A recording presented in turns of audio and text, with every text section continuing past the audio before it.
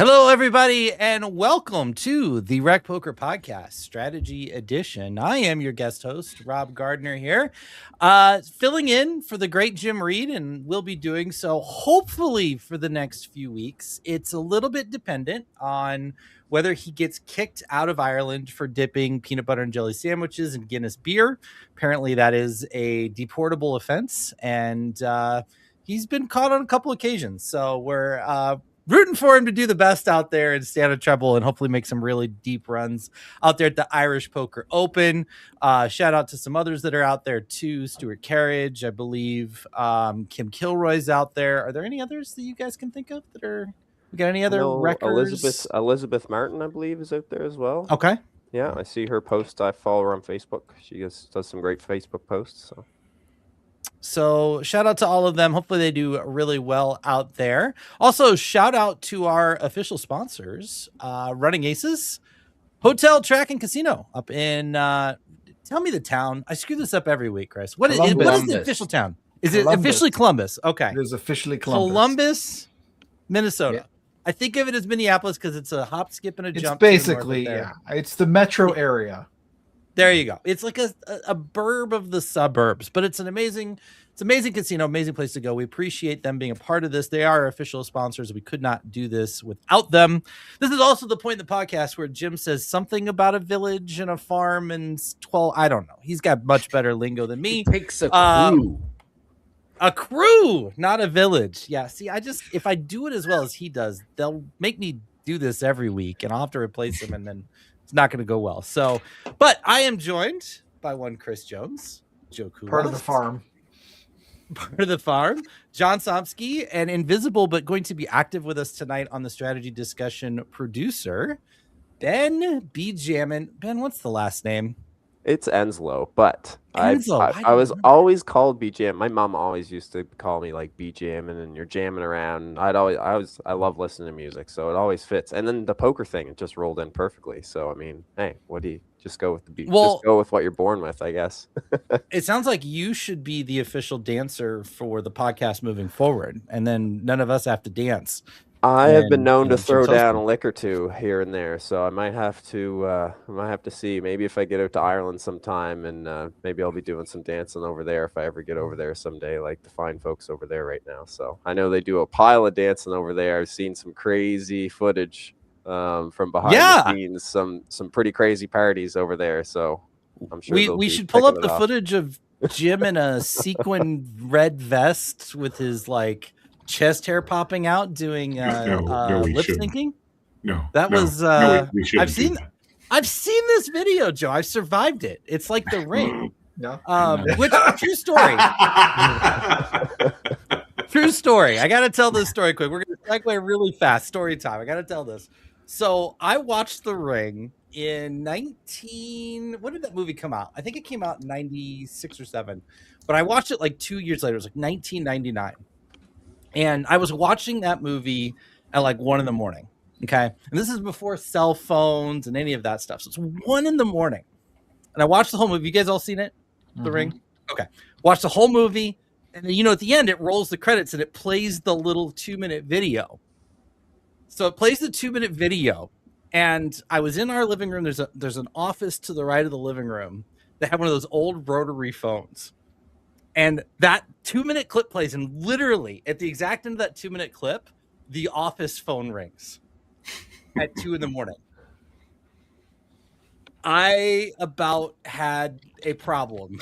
I have never been so scared in my life because I'm like, what are the odds, right? And who's calling at 2 a.m?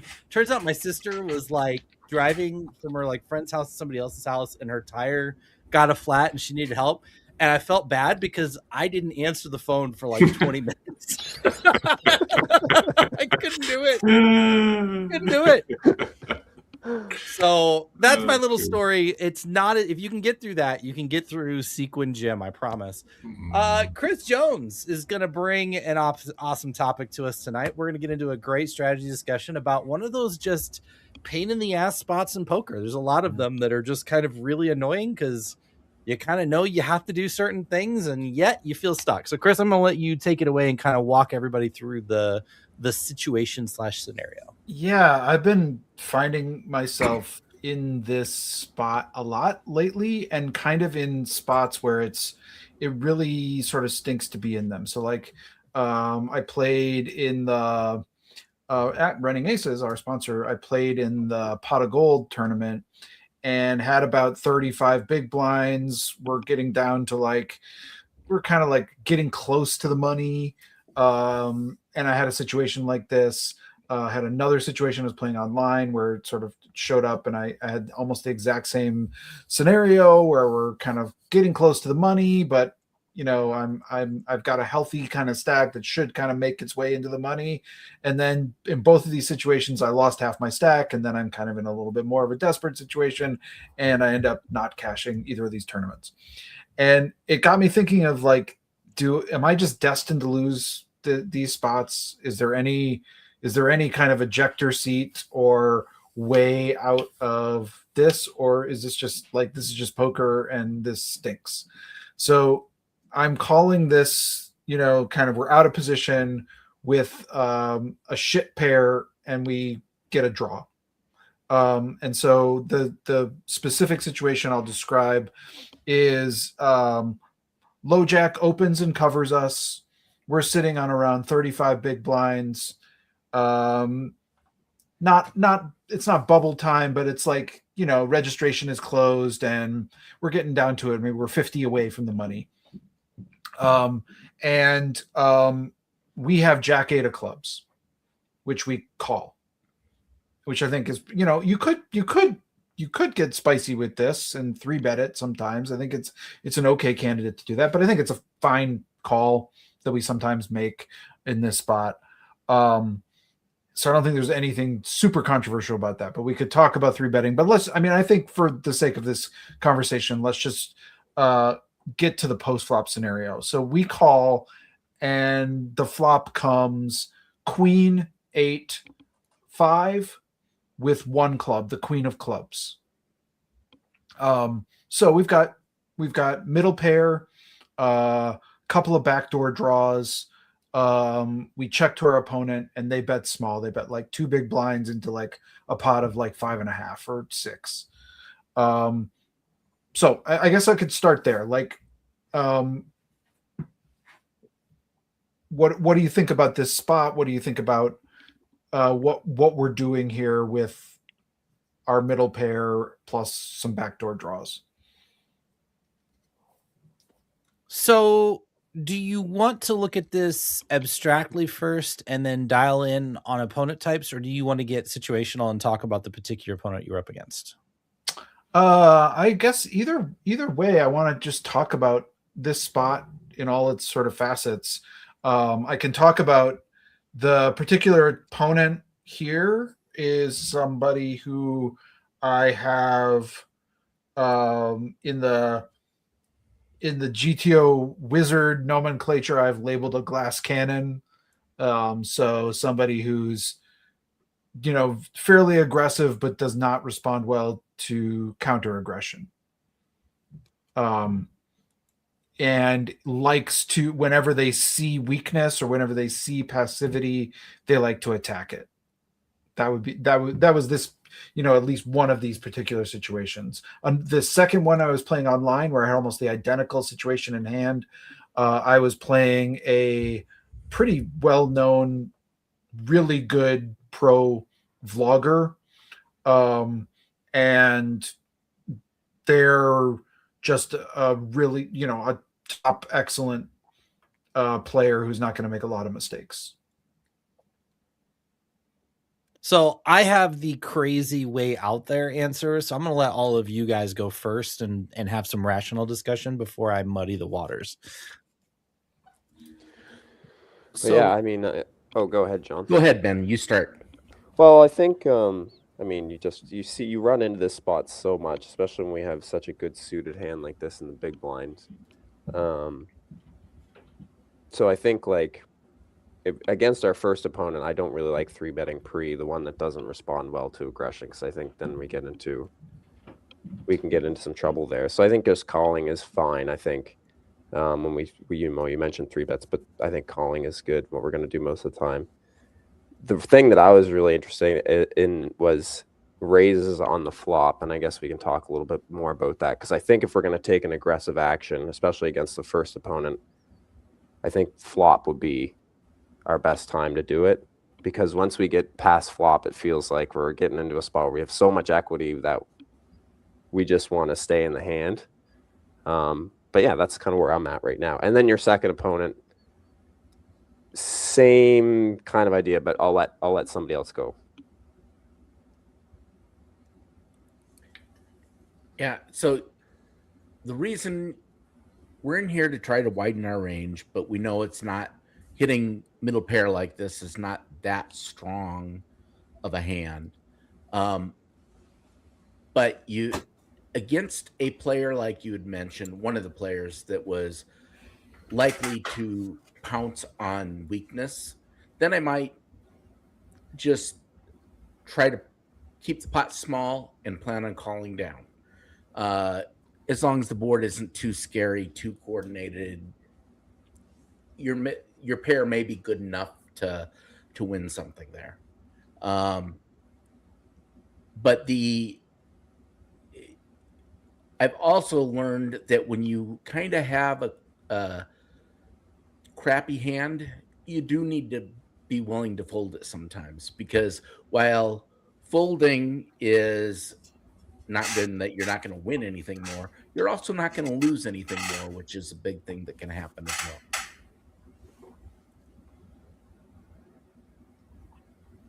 Yeah, I guess, I mean, to me, I don't think for a small bet that I don't think I can fold, especially with the back doors. I don't think I can fold this on the flop.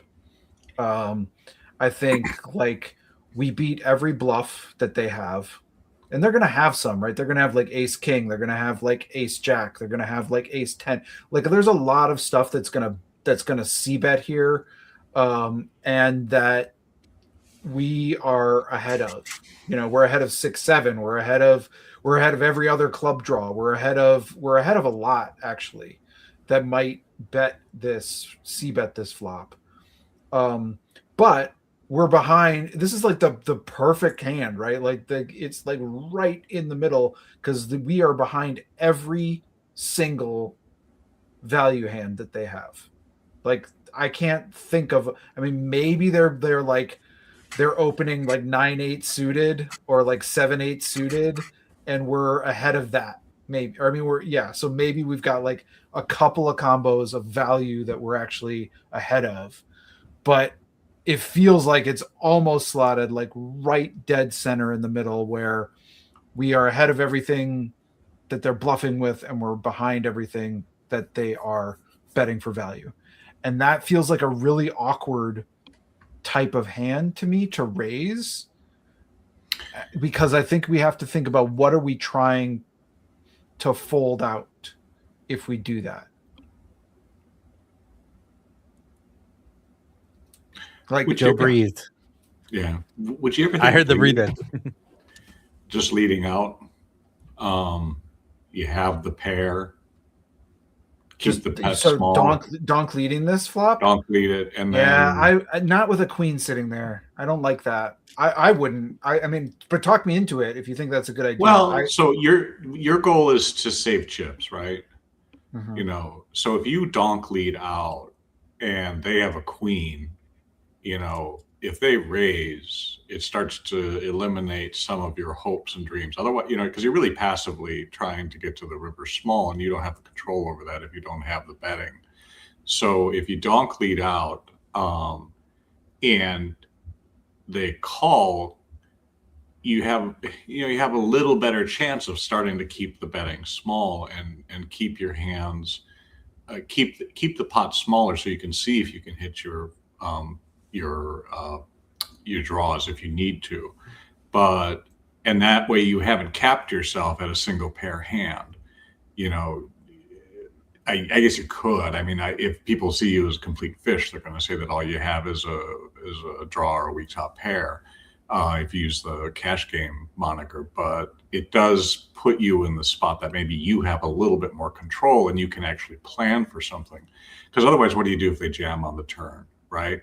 And you suddenly have that. I always try to think of things. I'm not always good at it, but like, what's my plan, right? What's my plan if I improve here? And what do I do if he jams, even if I've got all those draws, right? I don't know at this point, because I'm just kind of passively hoping that something happens. And maybe a donk lead here, maybe it's not solver approved, but it might be human being approved, that they may just chase and run, and then you pick up a small pot with a hand that is so speculative that you're not putting your tournament at risk on the turn if he bets larger. Does that make sense? Yeah. I'm not convinced, but it makes sense. How about that? That works for me.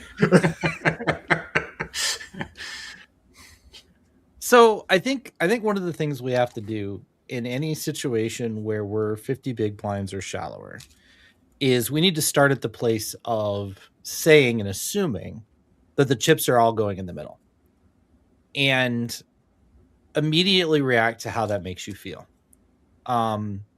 Because if you say, okay, the chips are all going to go in the middle, and you get really sick to your stomach, you're like, oh God, really? The chips are going to get all in the middle with this hand? Then you already know you're probably in a situation where you're not going to survive 3 streets. You might not even be in a situation where you're going to survive 2 streets.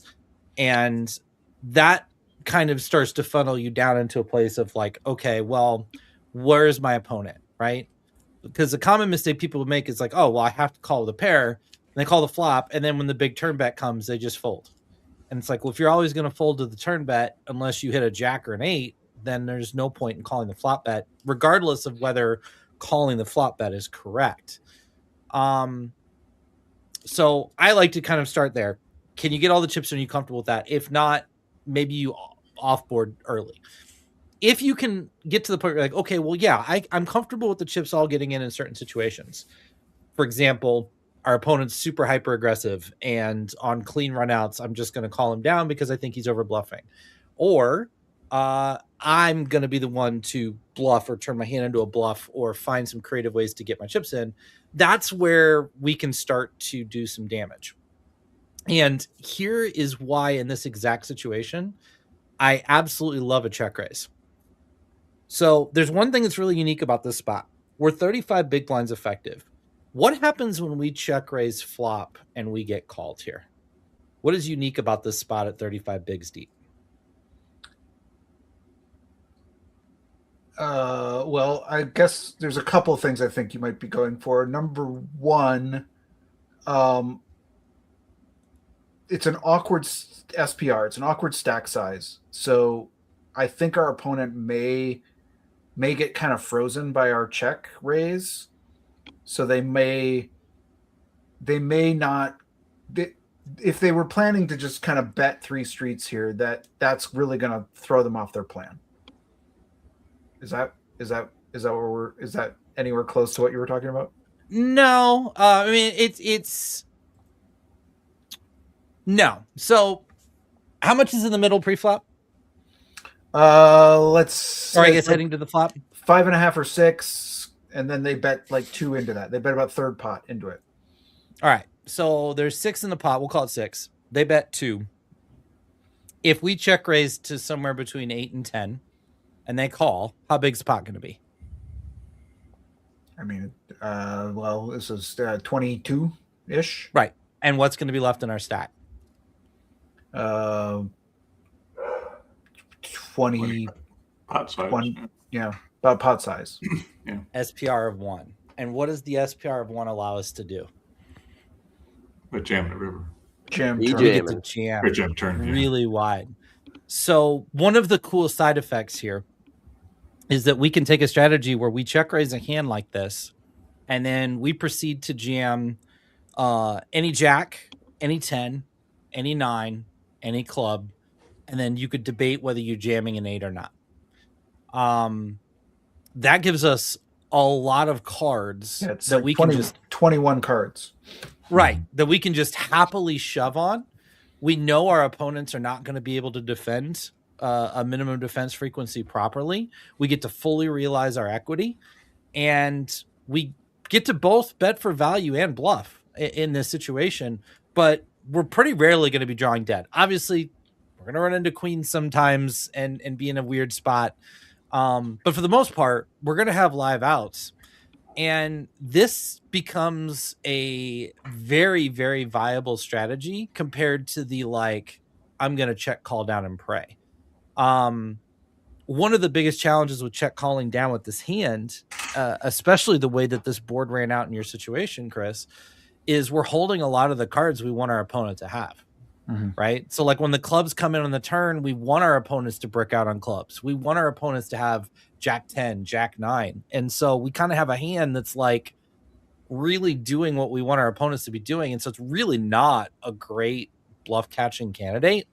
You know, a hand like ace 8 offsuit with no clubs in it, right, would be a much, much better bluff catcher.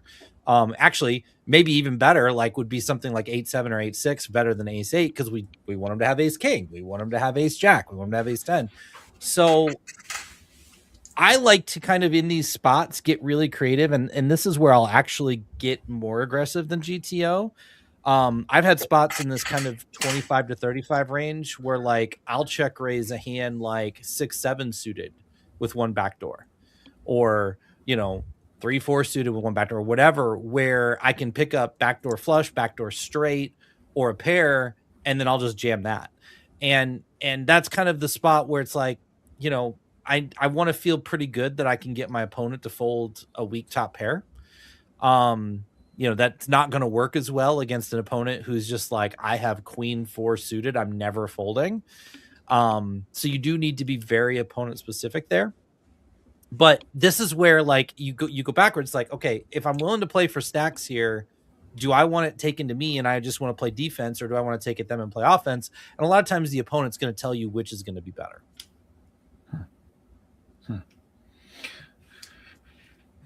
Yeah, I'm actually kind of liking the idea, but I'm struggling with it because a lot of the times when I'm raising, I'm trying to think about like what I'm trying to accomplish with a raise. And I guess what we are trying to accomplish here is lowering the SPR, and it has nothing to do with our opponent, really. It's like lowering the SPR and then continuing on any of the kind of cards that improve our equity, which there are a lot. And so it's an interesting idea, but it's a different mindset for me because it does not take into account what we're trying to get our, like, influencing our opponent's actions in terms of like their range and what they're likely going to be doing with it. To explain it a better way, it's like I could probably min click this as a raise and get them to fold all the bluffs, and I could min click this and figure out like everything that's beating me sort of responds back, right? Because they don't have any marginal value, really. That's part of the problem in this spot. I mean, I guess they have like, maybe they have like pocket 9s, pocket 10s, pocket jacks, right? Those are the hands that maybe their value, which we are behind, but then gets really squeamish when they get raised, right? Those are like the 3 holdings that I can see us being like, that's what I'm targeting here. But like, I guess that's the part I'm struggling with, is if there's not enough of those targets, it feels like a wasted raise when we could just call this and see if our hand enters into that category of having a lot more options and a lot more equity. So I think there's a few things I would tweak in what you're saying. It's not a bad thing to fold out ace queen here, or sorry, ace king, because we don't really want to check. Like if we check and they check back ace king, for example, or they bet small and we call, and now their ace king, hits an ace or a king, it's not great for us, right? Right. if a 10 comes on the turn and it kind of puts us in like gut shot plus pair territory where they can have 2 pairs, they can have more sets, they can have open enders. Like it muddies the waters when we're out of position. So, and we already know, out of position, our equity realization is just tougher anyway. So I think you need to, like, even though like we're getting worse to fold when you look at hands like ace 10 and ace king and king 10 and all that, getting those hands to fold is still equity denial. That's good. The other thing is like, yeah, you're probably not going to get anything better to fold on flop, but that doesn't mean that anything better is not going to fold on turn. Like, and this is again where it's like, is your opponent capable of folding top pair, right? One of the nice things about raising here versus calling is when you do hit your flush draw on the turn, they never put you on the flush draw, right? Like if you decide to check raise the turn, it's like, oh, this is a flush draw. Like it looks kind of face up. Whereas when you check raise on the flop and follow through on the turn, it's like, God, this guy's got a set. This guy's got 2 pair. Like he's just got me dead to rights. And so versus the right type of opponent, I think that's going to be really, really good. In the event that let's say we want to play it this way. Let's say we just like, I really want to see a turn card. I think if you're going to see turn cards, and this is not just for this situation, this is for a lot of situations, and I'll be curious to hear all your thoughts on this.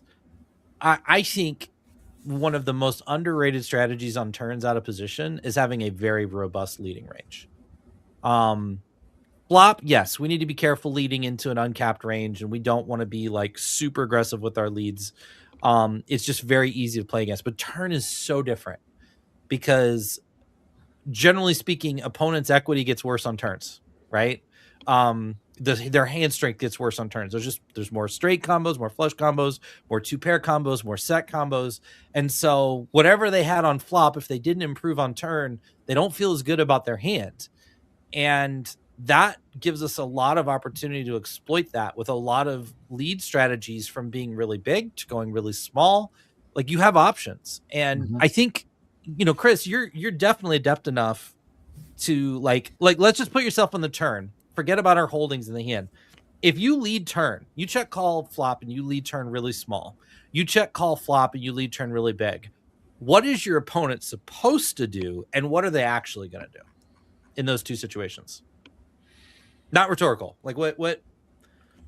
They're supposed to, with the big bet, they should probably be calling a lot because they have position and they get to see how the river develops, and they don't accomplish much by raising. With the small bet, they should probably be raising a lot more. Exactly. And what are they going to do in practice, though? They're probably going to just raise with their strongest hands, and I don't think they find many bluffs when we find this lead. Right. So that gives you options, right? Like now if you want, you can come to the turn and you can go really small, you can go really big. But you have the ability to kind of take the initiative here and not put yourself into a check calling spot, right? Because the big challenge with the check call and turn is now you bleed equity. It's the same thing in reverse, right? Now you are the one, your hand's more likely to get weaker than strong. And the SPR is now getting to a place where you're kind of in no man's land, because essentially you call here on flop, you call here on turn. Again, SPR of 1, right? And the problem with the SPR of 1 and why the SPR of 1 is so valuable is it's so hard to hit minimum defense frequency on an SPR 1 bet. When people bet pot and you have to call with 50% of your range, just practically, you just can't do it. It's just really hard to do. So this is where it goes all the way back full circle to the, am I ready to play for stacks? Because if you're willing to play for stacks, it's much easier to play for stacks and be the person putting the pot size bet in than it is to be the person calling the pot size bet. Because it's interesting when you say that. Like, I keep thinking of one of the big foundational things that I think is like a lot of people return to is like Andrew Brokos's and other people's, that ace king queen game, right? The toy game that speaks to us, and sort of like how when we have the kings in that game, it's a condensed range, and it's a range that really does kind of turtle up and turn into a shell and sort of passively sort of calls down, does not want to raise because it's going to, your opponent's going to respond perfectly to that. But the interesting thing in this dynamic, when we have this kind of shitty pair plus a draw, well, by the way, we haven't got there yet, but the turn was a club, right? So like I did call this, and the turn was a club. So now we have still our not very great pair, but we've got a really nice flush draw. And we think like any jack, any eight, any club is going to be a gin on the river. So now we sort of, in that ace, king, queen game, we have like a king, but that can very easily transition to an ace, right? It's like it's a king with possibility. And sort of that's the tricky part about this spot to me, and maybe why I have been playing it more passively than maybe I should be, because I think of it like a king. I'm like, it's a king. Is it an ace though? I think if we hit a jack, an eight, or a club, it's an ace. So let's say a club comes. I mean, unless they have a set, they could have a set. No, right? no. Let's say a club comes on the river and you're ahead. Okay, how do you get max? Well, by that point, because I mean, so they bet big on the turn, right? And by that point, I just put the chips in. You're lead jamming river. I think so. Okay, well, it depends. all right. It depends what the card is. I'm saying if it's a club, if you hit your flush on the river, are you lead jamming? Yes. Well, okay. Yes. No, I am. Most people wouldn't. So I like that a lot. Like, I think that's one of the big mistakes. It's like, well, yeah, if I, because they're just checking back. It turns into an ace. Right. And so that's the thing. It's like, if you aren't willing to lead jam rivers, then it's not an ace, because it's you're not getting any more chips. And this is the quintessential problem with playing out of position as a whole with draws is, we get this idea. It's like, well, we know we're going to hit our flush by the river 33% of the time. Well, that means jack bleep if you can't get any chips out of your opponent when you hit. Like you know. I would check a jack. I don't know what I think I would. Sure. I would check the 8 is an interesting question, but the clubs, I think, we have to lead. Okay. Yeah. What do you guys think? We're rambling too much.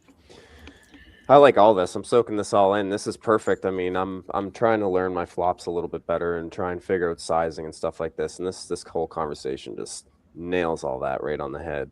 I'm still stuck on raising flop because I mean, I play in small enough buy-ins where I just get to raise with these type of hands and get people who are just blindly c-betting to fold all the time. So, and then on turns, like exactly how Rob put it, I mean, you put yourself in a really good spot to continue telling the story, which I always love in poker. That's the fun part of poker. So I'll play the idiot, and not the idiot really, but the inexperienced player. But you can call me an idiot. People like to do it anyway. The question that as a newer poker player that I would often ask is when I would hear, are you ready to play for stacks, right? It becomes very difficult to know in a tournament when you got 30 big blinds, which is not an unhealthy stack. I mean, you have to play 30 big blinds a lot. And raising on a single pair board on the flop sort of starts to put you in a position where you're almost reaching the point of being pot committed to play for stacks, right? And so the question of, am I willing to play for stacks is going to be much more complicated if you're not really as certain what you're going to do down those ensuing streets. And so while I think it's very, very useful information, I'm not nearly as prepared as Chris is to tell you exactly what I'm going to do on all the different river cards and turn cards. And so then if I'm not willing to do that, does that mean I shouldn't even play this hand at all? Because most of the time, at best, I'm going to have a middle pair and maybe a flush draw, but maybe not.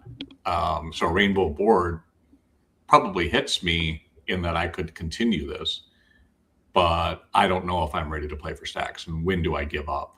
Does that make sense? Mm-hmm. Just it's from, fantastic. I don't think that's bad at all. In fact, so I'll say this: you definitely should see a flop. Because, you're going to hit some one pairs, but you're going to hit some flushes. You're going to hit some straights. You're going to hit some trips. You're going to hit some two pairs. And those are double up hands. So you definitely want to see the flop.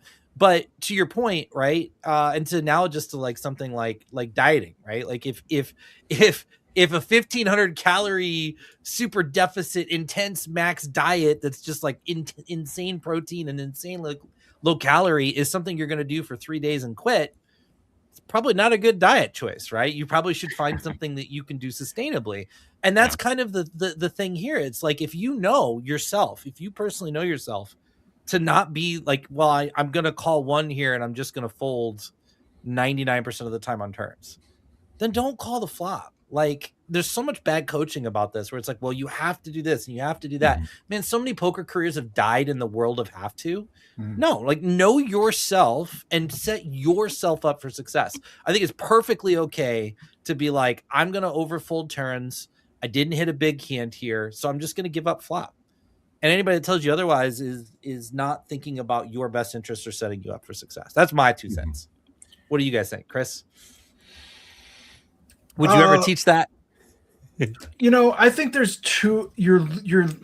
I think when you have this amount of cards that can, I mean, if you know you're incapable of following through with a bluff, if you know you're incapable of following through when you hit like a 2 pair, or if the board gets scary and you're not capable of following through without the nuts or something, then yeah, maybe you shouldn't be in this hand. But I don't think that's gonna be your best long-term strategy as a player. Like, I think when you have these sort of spots where you have a pair plus these backdoor draws, it's basically half the deck makes your hand a really nice hand on the turn, right? And I think when you have these sort of half the deck situations, you're kind of bleeding equity and chips if you're not trying to see some of that. That's my take. Yeah, I think that. Oh, go ahead. Sorry, John. Go ahead. Well, I was just going to say, I think it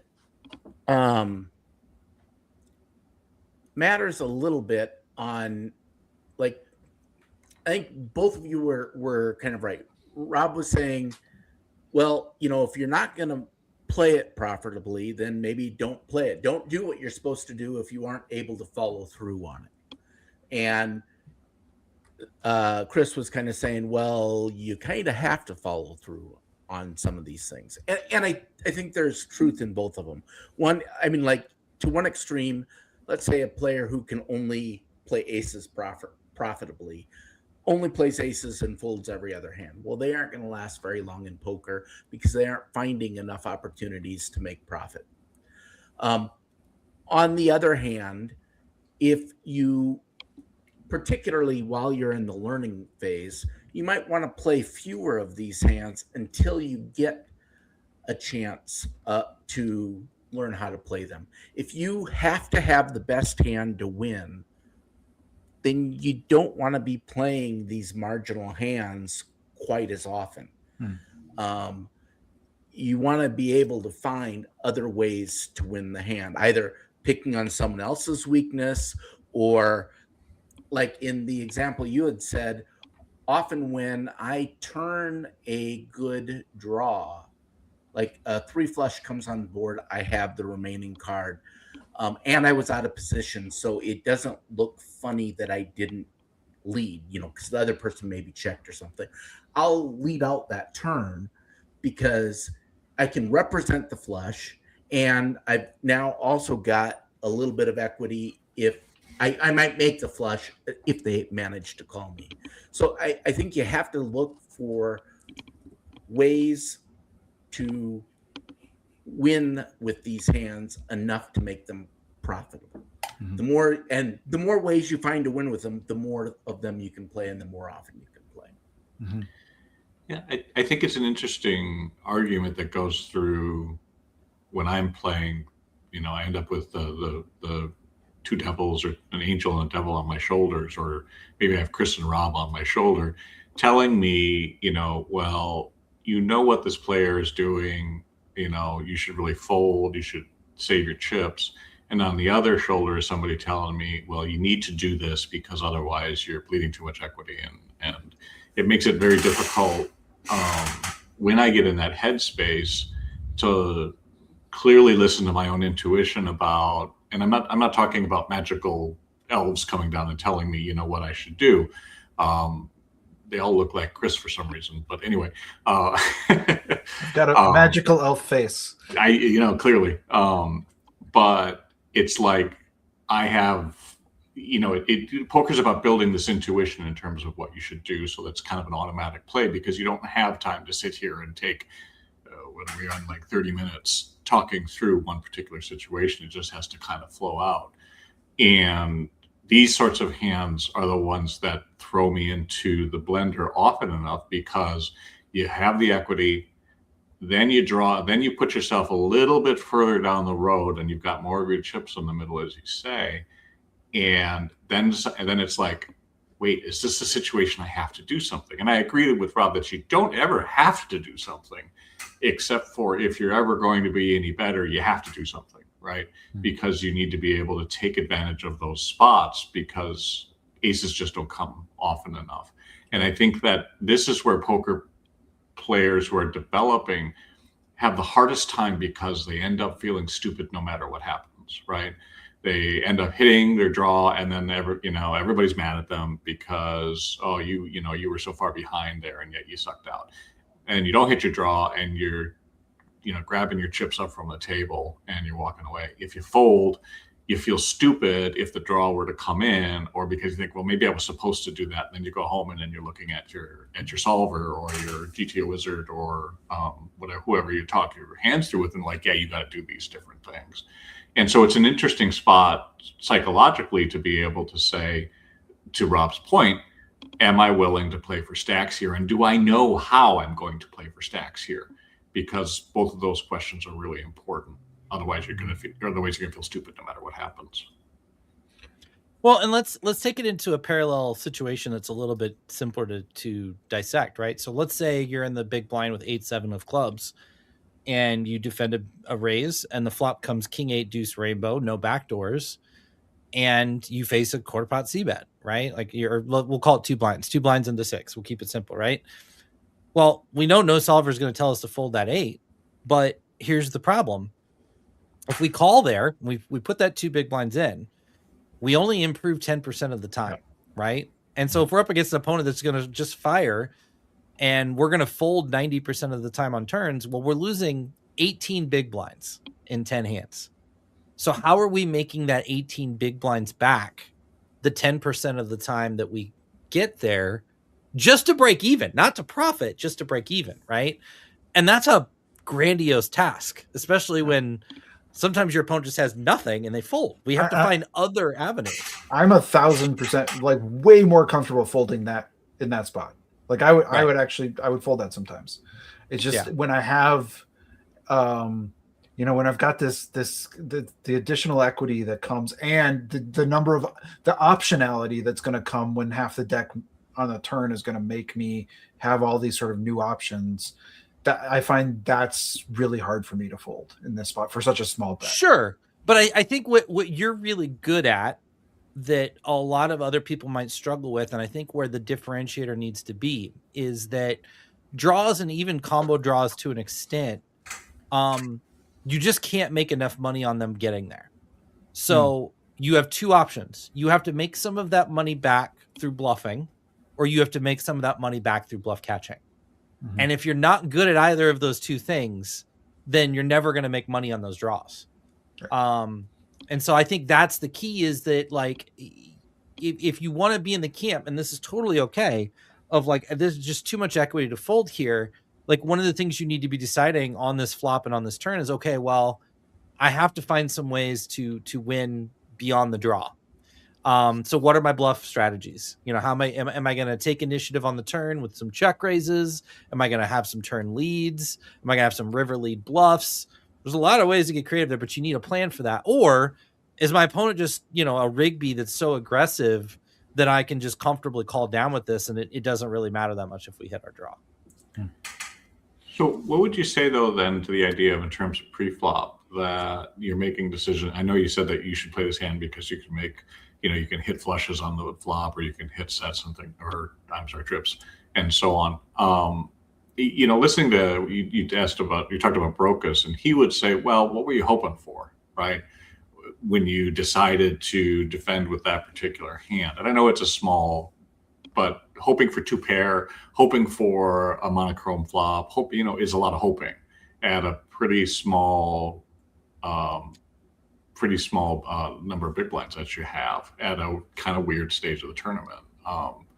Is it hoping too much? And is there, just to put out maybe it's a stupid question, but just fold it. I mean, just get away from it and find something better that you're not hoping for some very strong hand to come your way if you don't have that bluff strategy at this point.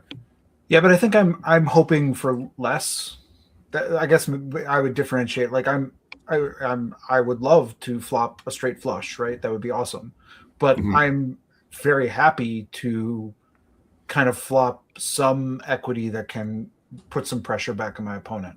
And what I'm hoping against is like a flop that has no connection to my hand, no clubs, no, nothing. I've got nothing going, and it's just like ace, king, deuce, no clubs. That sounds like a terrible time, and I'm just going to fold it. But I don't need to flop the nuts to move forward. And that's why the suited connected hands like this, I think are really, I think it's not a hand I want to get too in the habit of folding too much from the big blind. I'd be interested to use Flop Falcon, which I know is a very old program, but I've always found it pretty useful to look at the amount of times that Jack 8 of clubs, I'm sorry, is going to hit, right? Or it's going to hit something when you flop. And if that, because it's all those middling, hands that if you had an ace, that's different if you hit that ace. But if you hit a jack even, are you that happy if there's a queen, if there's some overcard? Sure. Or even if, you're somebody has king, queen, right? You're still trying to dodge equity that entire time. And how happy are you that you hit it at that moment? You would be happy, it sounds like, but for me, I'd be like, well, maybe, Yeah, I did an exercise a couple years ago.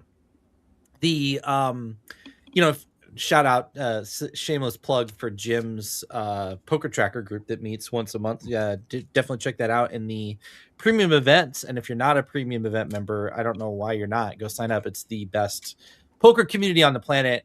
Go check that out. But Jim's really, really good at setting up everybody's poker tracker and helping you set up filters. If you get everything set up and you play substantial volume, really hard to get a big blind per 100 above 15. There's a few sites where you could push 20 if it's really, really bad and stacks are really, like if you're playing Ignition or Bovada 500 big blind deep turbo super stacks, you can get it above that because it's just not even real poker. But realistically, we'll call it 15 as the upper limit. There is no tournament structure you can play today where a 15 big blind per 100 win rate is going to sustain your stack. That means if you're playing the best poker possible, you're still going to blind out. The only way that you win tournaments is to achieve enough variance and be on the good side of variance to win at a rate much higher than 15 big blinds per 100 for a particular tournament. That doesn't mean there's not skill involved. I'm not implying that at all, but it means that if you're not willing to embrace variance to some extent, you're going to lose every time. And this is why some people never win tournaments, because they're so variance adverse. They literally cannot win at a consistent enough rate to get there. And so because of that, I think these types of hands, I hate to ever say in poker, you always have to do it, but I think if you're going to play tournaments and you want to try to win tournaments, I don't think you can pass on these spots, because then you're really trying to get aces, kings, queens, ace, king, ace, queen suited 22 times in 3 hours.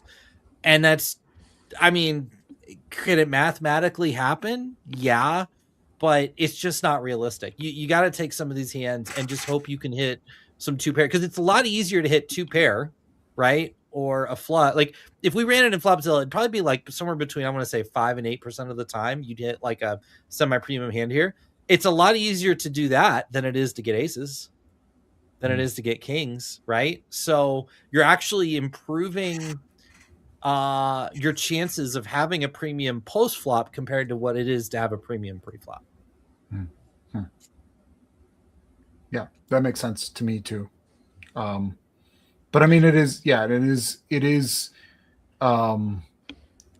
it's challenging to think of a way. One of the ways you can overcome variance is to give yourself sort of more lottery tickets in that kind of parlance, right? You're giving yourself more opportunities to make really strong hands and find ways to gain more of those chips and sort of reverse that trend of the shore taking you out to sea all the time with the blinds going up.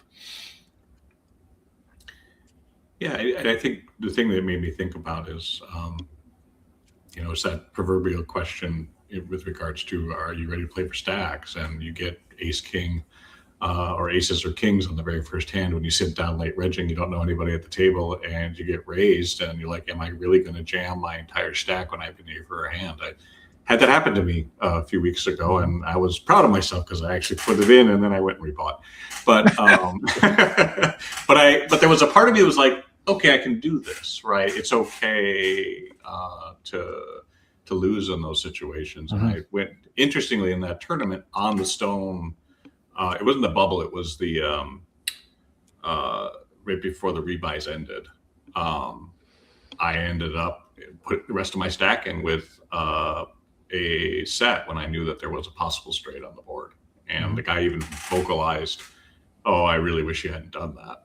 And then he jammed. I didn't have that much left, and I put it in, and that was the end of my tournament right there because I wasn't going to put 3 bullets into it. And I think that those are some of the moments where for recreational players, particularly early in their career, it's really, really hard because you're like, is this real? I have all the losing here wrapped up, and I have to deal with open seat on 2 while everybody looks a different way.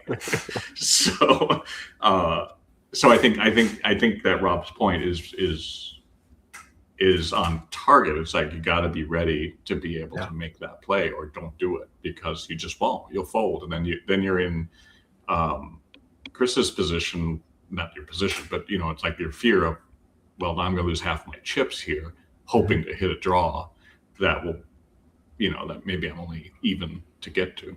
So yeah, this is why Rounders is such a good movie, because you can't lose what you don't put in the middle.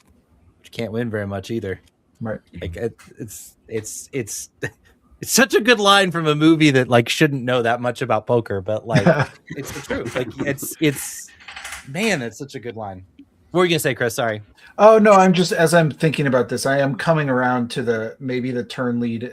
I'm still sort of not quite on board with the flop check raise, simply because the more I even think about this spot, like, I would much rather check raise 7-9 of clubs, Jack 9 of clubs, Jack 10 of clubs, like all these hands that are sort of like that I'm, if my opponent comes back over the top, like, I'm much more comfortable folding than this hand where I've got middle pair and some of those other properties that are like a 7-9 of clubs has, that I feel like those are the ones I'm much more comfortable check raising, if that makes sense. And but the turn lead is fine. Interesting. The turn lead, I think, on any of those like board changing dynamic cards that really improve our equity is sort of an interesting idea, and not one that I fully admit I did not consider that in game. So it's an interesting idea. I mean, if you don't want to burn out and hate this game forever like me, you want to look at spots like this and give yourself max options and build your own playbook. And to hell with the haters and GTO and all of that stuff, right? Because like what you're doing right now, Chris, is perfect. You're like, you know what? I'm deciding that my playbook is I want to have low equity check raises. That's okay, right? The reason I'm willing to check raise a hand like Jack 8 suited here is because I want to have a lot of turn bluff jams. And so I'm willing to overplay and sacrifice that, I might have to fold this occasionally for the offset of being able to jam way wider on turns. And that's just a different playbook. And again, both of those strategies are going to be profitable because it all comes back to a really bad MDF. But this is where I feel so bad for people that have gone down the, taking tests, GTO test. I mean, God bless all of these sites that make these test things that you can run, and God bless all the people that run them and do all of these things. But like, they don't teach you how to think for yourself, and then you don't get to come to any of these things. So like, whether you want to check raise flop, check call flop and donk lead turn, check call flop and check raise turn, check call, donk shove, bluff river. There's a lot of ways to get creative here, as long as you understand what your hand wants to do, what you're trying to accomplish, and whether your opponent actually is a good fit for that strategy or not. Sounds like a good argument against AI. No, I digress. I'm sorry. I couldn't resist. I don't know that I'm a big fan of AI in poker, to be fair. That's funny. No, I like that, Rob. I mean, sometimes I feel like I'm in a box too of like, oh, I should do this. Like, if I don't do this, like, everyone on the stream is gonna think I'm crazy or whatever, and you just kind of got to get past that and just find ways to be creative and have fun with the game. I mean, that's I just love that. It's awesome. It's so important, especially if you put a lot of volume in. Like you gotta. This game will chop you up. As somebody that's played this game for 20 years and 12 tabled and 14. I mean, I put a 15-hour session in yesterday. I started at noon and I got done at 3 a.m.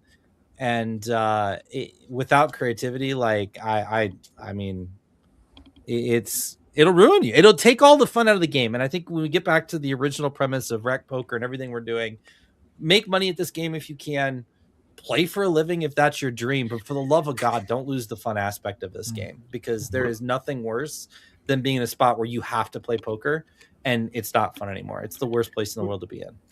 Here's just an interesting aside that kind of speaks to what you're talking about. Now, people who study poker generally tend to be somewhat smart, okay? And I know that's kind of self-serving in a lot of respects, but I'm sure everybody on the tableau here is going to agree with that statement. But when you look at things like, doing line work someplace, assembly line, or very boring tasks, people who tend to be more intelligent, more leaning towards intellectual pursuits, actually do those jobs very poorly. And I think I'm so glad you said that. Yeah, no, they do. They do. It's because what happens is, instead of making a good rate, right? And so in an assembly line, you want to make rate. You want to do it very efficiently and just keep going. But they found that, when you track intelligence, the smarter that you are, the worse that you actually become, because you start making up games. You start doing a lot of things inefficiently because you're bored.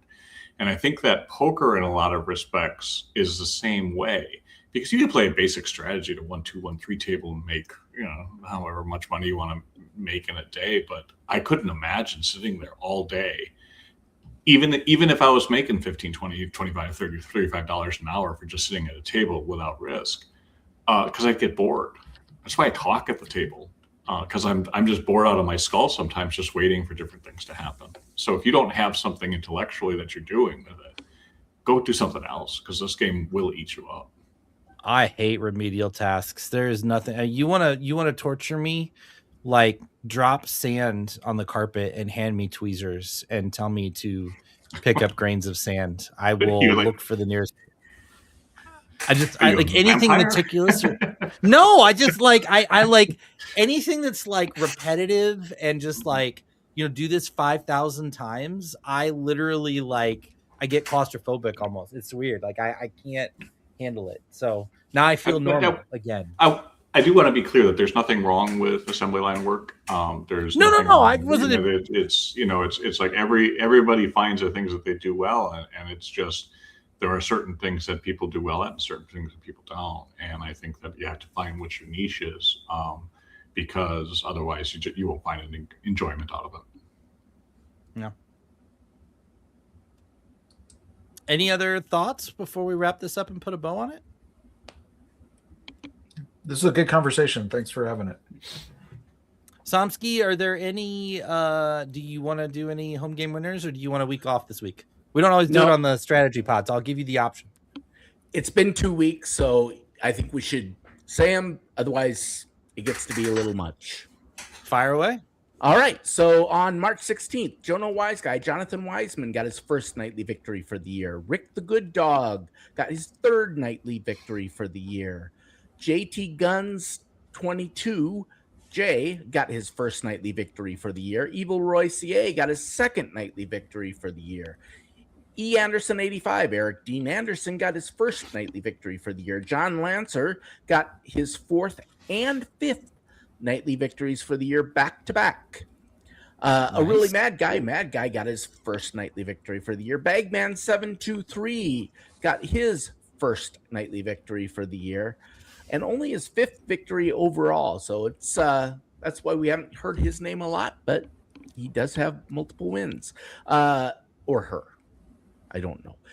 6 Devil Rod 6 got his or her second nightly victory for the year. Graphic 16 Roger Schutte got his first nightly victory for the year. E. Anderson 85 Eric Dean Anderson got his first daily mixed event victory. East Coast Bitter Ben Enslow got his first daily mixed event victory.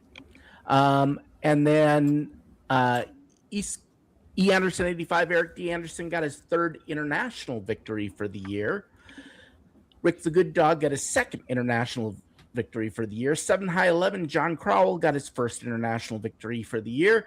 B. Chip Charles Allen also got his first international victory for the year. Then Eric Anderson, or E. Anderson 85 Eric Dean Anderson won his first LPP event for the year. And LL Tahoe Michael Langley won his first LPP event for the year. So Eric and Michael, you can contact info@rec.poker for your free month at Learn Pro Poker. Awesome. Thank you, Mr. Somsky. All right. Well, thank you everybody for being a part of this. Huge again shout out. Thanks to Running Aces, our official sponsor. We appreciate them doing this. We could not do this without them. Thank you to Joe Koulis, Chris Jones, John Somsky, Ben Enslow, who is a much better producer than I am. And, we're figuring it out. Thanks to all of you for listening. And again, let's cheer on our fellow Irish mates out there at the Irish Poker Open. We'll be back next week with a really exciting interview. So we'll get our panel back in here for a chats edition. Then you're fired. Uh-oh. No, the music. We were ready to be done. And I just said, all right, Rob. Yes. Done, No, no. You started and stopped it. All right. Start the music and we'll get out of here. All right. Let's go. Good night, everybody.